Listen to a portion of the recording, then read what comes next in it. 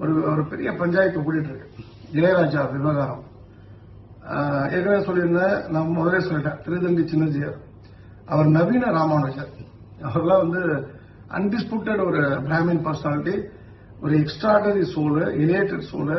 அவர்லாம் ஈக்குவலா நீங்க ஒரு இன்னொரு மனிதர் இந்த பூமியில இல்லை. அப்படிப்பட்டவர் இளையராஜாவை ஒரு ஃபங்க்ஷனுக்காக கூப்பிடுறாங்க. இது நேற்று நடந்தது. அந்த காலையில ஆல்மோஸ்ட் வந்து இன்னைக்கு மாதிரி நேற்று சாயந்தரம் எல்லாமே முடிஞ்சிருது. அப்போ அந்த ஒரு யாரோ இளையராஜாவுடைய ஏற்கனவே ஏற்றின சில சாங்ஸ்லாம் பாட வைக்கிறாங்க. அப்புறம் திருதண்டி சின்னஜியரும் அவருக்கு ஏற்கனவே சீடராக இருந்தவர் தான் சடகோபால் ராமானுஜியர். இப்போ ஸ்ரீவிருத்தஜியராக இருக்கிறார். அவர் திருச்சி தான் அவர் இருந்ததெல்லாம். அவருக்கு மனைவி பிள்ளைகளை உண்டு, அதெல்லாம் விட்டுட்டு தான் ஜியராக இருக்கார். அவங்க 2 பேரும் இளையராஜாவோட கோயிலுக்குள்ள போறாங்க. போகும்போது அதாவது இந்த கோயிலை பொறுத்த வரைக்கும் கருவறை உண்டு, அர்த்த மண்டபமும் உண்டு. இங்க பொதுவாக நிறைய பெருமாள் கோயில்ல அர்த்த மண்டபம் வரைக்கும் அனுமதிப்பாங்க, பக்கத்துல இருந்து சேவிக்கலாம் நிறைய கோயில்கள்ல. இங்க வந்து கருவறைக்கு அடுத்து இருக்கிற அர்த்த மண்டபம். அர்த்த மண்டபத்துக்குள்ள யாரையும் அலோவ் பண்ண மாட்டாங்க. ஏன்னா ராமானுஜர் வந்து நான் வந்து இதை நான் எப்படி சொல்றேன்னா வந்து இது நான் இந்த கருவறைக்குள்ள நான் போயிருக்கேன். எப்படின்னா கும்பாபிஷேகத்துக்கு முன்னாடி கருவறைக்குள்ள போகலாம் முக்கியமானவங்க. அது வந்து ஏன்னா அதுக்கப்புறம் கும்பாபிஷேகம் முடிஞ்சுதான் யாரும் உள்ள போடாது, உள்ளே அனுமதிக்கப்பட்டவங்க மட்டும்தான் உள்ள போக முடியும். அந்த வகையில கும்பாபிஷேகம் முடிந்த பிறகு நீங்க வேற யாராவது உள்ள போகலாமா, அந்த யாரும் வந்து அந்த அனுமதிக்கப்பட்ட பட்டர்களை தவிர, அந்த பிராமணர்களை தவிர யாரும் போகக்கூடாதுன்னா போகலாமான்னா போகக்கூடாது. அங்க வந்து நல்லா ஜெய்சாண்டிக்கா இருக்கும், தாயார் பெருமாள் சூப்பரா இருக்கும், ஆண்டாள் ரங்கமனா கேட்டாங்களாம். ராமானுஜர் வந்து ஒரு 1000 வருஷத்துக்கு அப்புறம் வராரு. அவர் வந்து ஆண்டாளை சேவிக்கிறதுக்காக வரும்பொழுது அவர் ஏற்கனவே ஆண்டாள் வந்து ஒரு வேண்டுதல் உண்டு அழகருக்கு, மதுரை அழகருக்கு 100 தடா அக்கார அடிசலும் 100 தடா வெண்ணையும் உனக்கு நான் பண்றேன், என்னை வந்து தயவுசெய்து ரங்கநாதனை கல்யாணம் பண்ணி வை அப்படின்னு சொல்லிட்டு அதை பண்ணி முடிச்சுட்டு இவர் வந்ததுனால என் கோயில் என்ன வா அப்படின்னு சொல்லிட்டு அவன் அங்கிருந்து ஒரு 12 அடி உள்ள முன்னாடி வந்து அவரை வரவேற்றதாக ஐதீகம். அதனால இங்க பாத்தீங்கன்னா உற்சவர் சிலைகள் வந்து ஆண்டாள் ரங்கமனா கடாவில் பாத்தீங்கன்னா முன்னாடி தான் இருக்கும், அந்த அர்த்த மண்டபத்தில் இருக்கும். ஸோ அர்த்த மண்டபத்தில் யாரையும் அலோவ் பண்ண மாட்டாங்க. அதுக்கு அந்த அர்த்த மண்டபத்துக்கு முன்னாடி ஒரு தங்க ரேக் போட்ட ஒரு படிக்கட்டு இருக்கும், தங்க கலர்ல. அதோட தான் எல்லாருமே நிற்கணும். இப்ப ஜியர்கள், அனுமதிக்கப்பட்ட பட்டர்கள் தவிர வேற யாரும் உள்ள போகக்கூடாது. நான் இந்த கோயிலுக்கு ஏன் போறதில்லை, இன்னி வரைக்கும் நான் போல. ஏன்னா அங்க இருக்கக்கூடிய சில பட்டர்கள் எனக்கு ரொம்ப வருத்தம் உண்டு. பணத்தை வாங்கிட்டு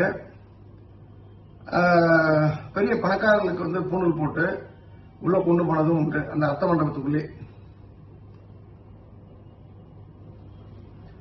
அந்த அர்த்த மண்டபத்துக்குள்ளே உள்ள கொண்டு போனதும் உண்டு. 1 நம்பர் 2, அது மட்டும் அல்லாமல் பணக்காரர் இருப்பாங்க இல்லையா, பணக்கார பிராமணர்கள், அவங்களையும் உள்ள கொண்டு போனது உண்டு.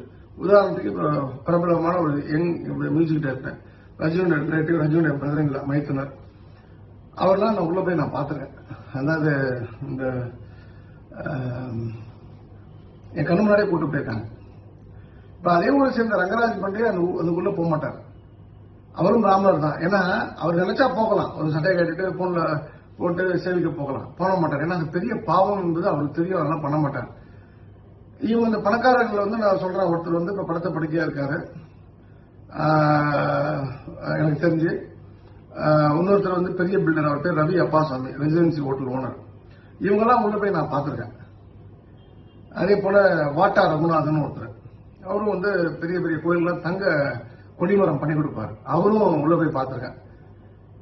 என்ன விஷயம்னா இப்போ இந்த இடத்துல நான் இது போல எல்லாரையும் பணம் கொடுத்து கூட்டு போறாங்க, அவர் பெரிய வக்கீல் அதெல்லாம் கூட்டு போறாங்க, பெரிய பில்டரை கூட்டு போறாங்க, அவங்க நிறைய பணம் கொடுப்பாங்கனால எல்லா பட்டர்களையும் நான் சொல்ல, ஒரு சிலர் நான் அதுக்கு ரொம்ப வேகமான சில வார்த்தைகள் சொல்லி இது போல வந்து ஒரு கருவறைக்குள்ள அது அப்ப அர்த்த மண்டபம் கருவறை ஆயிடுது. நல்லா புரிஞ்சுங்க. வெளியாட்களை கூட்டம் யாருமே போகக்கூடாத இடத்துல வெளியாட்களை அனுமதிப்பதை கண்டித்து, அதுவும் குறிப்பாக சில பட்டனுடைய உறவினர்கள், அவனுக்கு தெரிஞ்சவன் எல்லாருமே உள்ள போய் நான் பார்த்திருக்கேன். அப்போ அதை கண்டித்து ஒரு கடினமான வார்த்தை சொல்லி, இவங்கெல்லாம் வைரமுத்தோட மோசமானவர்கள், அவங்க வெளியில இருந்து சொல்றான், இவங்க உள்ள இருந்தே தாயார் அப்படி பண்ணிட்டு இருக்காங்க, இது கருவறையா இது கழிப்பறையான்னு நான் சொல்லி ஒரு வீடியோ போட்டு அதோட அந்த கோயிலுக்கு போறதில்லை. இப்ப விஷயம் என்னன்னா, அது முடிஞ்சு போச்சு. நான் போட்ட உடனே அப்போ ஸ்ரீபதி பேப்பர் போர்டுடைய உரிமையாளர் அண்ணன் ரவிச்சந்திரன் அவங்க அப்போ தக்காரா இருந்தாங்க. அவங்க வருத்தப்பட்டாங்க, என்கிட்ட சொல்லிருக்கலாமே நான் எதுக்கு வீடியோ எல்லாம் போட்டு அப்படின்னு. இல்லைன்னா இவங்கெல்லாம் சொன்னா கேட்க மாட்டாங்கண்ணே, நீங்க விட்டுருங்க இந்த விஷயத்த நான் ஹேண்டில் பண்ணிக்கிறேன்னு. அதோட அந்த பிரச்சனை முடிஞ்சு அவர் அப்புறம் ஒரு ஒரு லெட்டர் போட்டு ஒரு எல்லாத்தையும் கையெழுத்து வாங்கி அதுக்கப்புறம் யாரையும் விட்டுறதில்லை அப்படின்னு சொல்லிட்டு நினைச்சிட்டு இருக்காங்க. இப்ப இங்க விஷயம் என்னன்னா, என்னுடைய இதுல 2-3 கருத்துக்கள். நேற்று இளையராஜா உள்ள போகும்போது திருதெரிஜியரும் சடகோபால் ராமானுஜரும் அந்த அர்த்தமன்றத்துக்குள்ள போயிடுறாங்க. அவங்க போகலாம். அந்த படிக்கட்டுக்கு வெளியில இளையராஜா நிறுத்தப்பட்டார், அப்ப தாழ்த்தப்பட்டவன் போகக்கூடாதா அப்படின்னு ஒரு கும்பல். இதுல ஒரு விஷயம் தாழ்த்தப்பட்டவன் போகக்கூடாது, இதைதான் நாங்க எதிர்க்கிறோம், கருவறைக்குள்ள பிராமண எல்லா ஜாதியும் போகணும்னு சொல்லிட்டு ஒரு கும்பல் காலிருந்து வைரல். இன்னொரு கும்பல், நான் என்னோட இயக்கம் சார்ந்த என்னோட அன்பு சகோதரர், என் வீட்டில் ஒரு மூத்த ஒரு உறுப்பினர் அப்படின்னு சொல்லலாம், சரவணா கார்த்திக். அவர் தான் ஒரு தெளிவா ஒரு வீடியோ பதிவு டிவி கொடுத்திருந்தார்.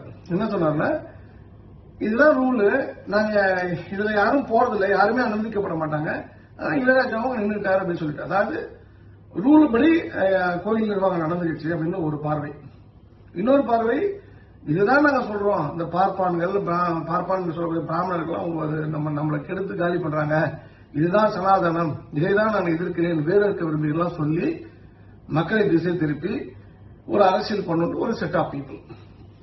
சோ முதல் பார்வை பார்க்கறதுக்கு, ஐயோ இளையராஜா இவ்வளவு பெரிய அரசியல் இசைஞானி, அவரை உள்ள விடாம தடுத்தாங்களே, திருச்சியில பொண்டாட்டி 2 பிள்ளைங்க உள்ள அந்த பிராமணர் பூணல் போட்டு ஜீரானோன்னு அவரெல்லாம் உள்ள போறாங்க அப்படின்னு ஒரு பார்வையை கொண்டு வராங்க. இன்னொரு பக்கம் இல்ல அவர் தடுக்கப்படல, அவர் அது வரைக்கும் தான் அனுமதி, யாரா இருந்தாலும் அது வரைக்கும் தான். இப்ப முன்னாள் முதல்வர் வராரு, அவர் 2 நாளைக்கு முன்னாடி சாமி கும்பிட்டாரு, ஓ பன்னீர்செல்வம், அவரும் அங்கதான் சாமி கும்பிட்டாரு, உள்ள அனுமதி இல்லை அப்படின்றது ஒரு ஜென்யூனான வாதம். இது 2வது பார்வை. 3வது ஒரு பார்வை இருக்கின்றது. இப்ப அந்த கோயில் ஈவோவாக சக்கரை அம்மான் அப்படின்னு இருக்காங்க, திருமலை நாயக்கர் வழியில வந்திருக்கணும் அவங்களாம். அந்த அம்மாவுக்கு நான் சேலஞ்ச் பண்றேன். சென்னைத்துறைன்னு ஒரு ஜாயிண்ட் கமிஷனர் இன்னைக்கு இளையராஜா விஷயத்துக்கு ஒரு பிரஸ் ரிலீஸே கொடுக்குற, கலெக்டர் கொடுத்த லெட்டரை ரிலீஸ் பண்றாங்க. அது மாதிரி சம்பவம் நடக்கல, 2 ஜிஆர் தான் போனாங்க, இளையராஜா இங்கதான் நின்று சாமி கும்பிட்டாரு, அங்க எந்த தவறும் இல்லை அப்படின்ற ஒரு விஷயத்த சொல்லியிருக்காங்க. அந்த செல்லத்துறை ஜாயிண்ட் கமிஷனருக்கும் நான் சொல்றேன், மதுரை ஜாயிண்ட் கமிஷனருக்கும், அரசாங்கம் உங்களுக்கு சம்பளம் கொடுக்குது இல்லையா, உங்களுக்கு எவ்வளவு சலுகைகள் கொடுக்குது, கொஞ்சம் அந்த சீட்டை விட்டு நகர்ந்து என்ன நடக்குதுன்னு போய் ஆண்டாள் கோயில பாருங்க. நான் இப்பவும் சொல்றேன், அந்த அர்த்த மண்டபத்தில் இளையராஜா அனுமதிக்கப்படாது அப்படின்ற விஷயமே கிடையாது, அங்க யாருமே போகக்கூடாது, அவ்வளவுதான். அந்த வாதமே தப்பு. இந்த திராவிட சிந்தனையாளர்கள் சொல்லியிருந்தாங்கன்னா அதை நான் வன்மையா கண்டிக்கிறேன். 2வது வலதுசாரி, இது இடதுசாரி, வலதுசாரி இல்ல சரியா தான் நடந்த வாதமும் சரி, அது எந்த தவறும் கிடையாது, கரெக்ட் தான். ஆனால் இது 2மே இல்லாமல் இன்றைக்கும் ஆண்டாள் கோயில்ல பணம் கொடுத்தா அர்த்த மண்டபத்துக்குள்ள போய் அந்த கோவில் சம்பந்தம் இல்லாத பக்தர்களும் அவங்களோட உறவினர்களும் உள்ள போறாங்களா இல்லையான்றதை நீங்க பாருங்க. நான் சொல்றது தவறுனா, நீங்க இப்ப நான் சொன்னா கேமரா உங்ககிட்ட இருக்கு, நீங்க தான் கண்டுபிடிக்கணும். எனக்கு தெரியும் 100% பணத்தை வாங்கிட்டு உள்ள விடுறாங்க, எல்லா பட்டரும் அங்க 10 பட்டர் வேலை பார்க்கணும்னா 2 பேரும் 3 பேரும் இந்த விஷயம் 2 பேர் எனக்கு தெரிஞ்சு பண்றாங்க. இதுல என்னன்னா நான் சாபமே கொடுக்குறேன், அந்த பட்டர் குடும்பம் நல்லா இருக்காது, 100% நல்லா இருக்காது. அது தாயாரை வைரமுத்து அசிங்கப்படுத்தியதை விட மிக மோசமான செயல்களாக அவங்க செயல்கள். போறான் பாத்தீங்களா, அந்த பணத்தை வாங்கிட்டு பணத்தை கொடுத்துட்டு உள்ள போய் அதை விட பெரிய பாவம். அவங்களும் நல்லா இருக்க முடியாது. இப்போ சொல்றேன், இப்போ அந்த தவறு இருக்குது. சக்கரையம்மாள், நீங்களாம் ஒரு நேர்மையானவர் அப்படின்னு சொல்லிட்டு அந்த திருச்செந்தூர் வட்டாரத்துலாம் உங்களை பத்தி கேள்விப்பட்டு உங்களை பார்த்தது இல்ல. கொஞ்சம் தயவுசெய்து சீட்டை விட்டு எழுந்து வெளியில போய் பாருங்க, 1க்கு 4 கேமரா போடுங்க.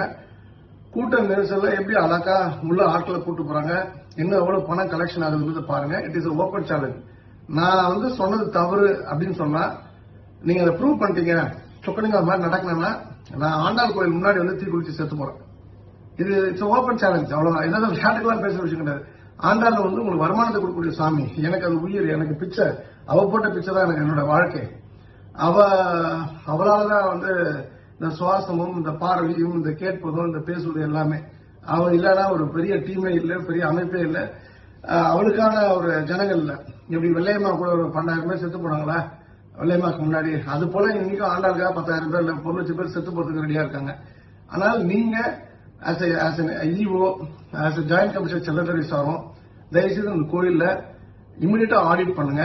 இந்த தவறு இளையராஜாக்கு நீங்க பண்ணது சரி, மற்ற எல்லாருக்கும் பண்ணது சரி, ஆனால் அங்க உள்ள மட்டும் யாரும் போல மட்டும் சொல்லாதீங்க.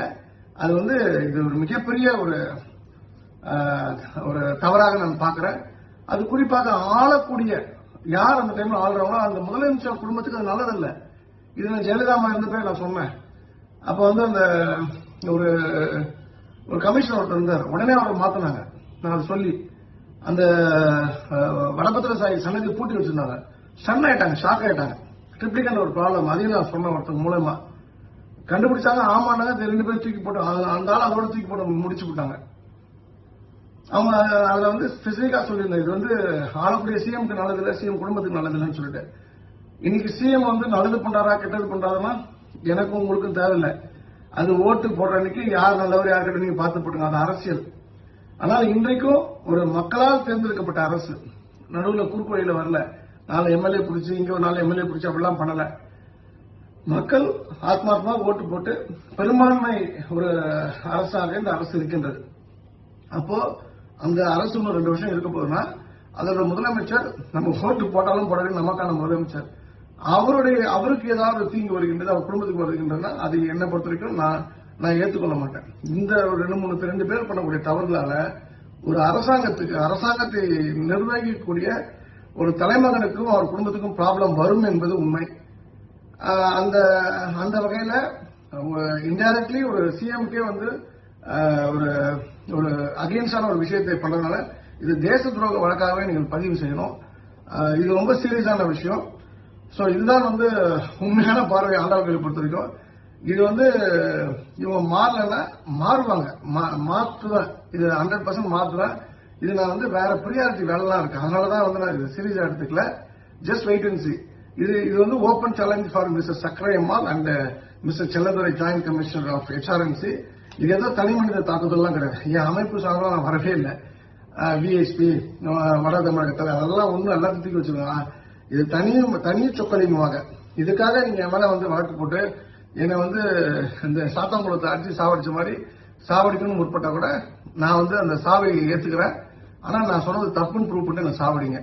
அதுக்கு முன்னாடி கொஞ்சம் வேலை பாருங்க. இதுதான் மை ஹம்பிள் ரிக்வெஸ்ட். இந்த அருமையான வாய்ப்பு திருச்சி பிரமுக ஆண்டாளுக்கு மனமாக வேண்டி மீண்டும் நாளை இரவு சென்னையிலிருந்து உங்களை சந்திக்கின்றேன். ஆடி ஆடி இடம் கரைந்து பாடி பாடி கண்ணீர் மல்கி எங்கும் நாடி நாடி நரசிங்கா என்று வாடி வாடும் வானதிலே எல்லா புகழும் ஆண்டாளுக்கே. நரசிம்மன் திருடியிலே சரணம். நன்றி, வணக்கம். சரணம். கிருஷ்ணார்ப்பணம்.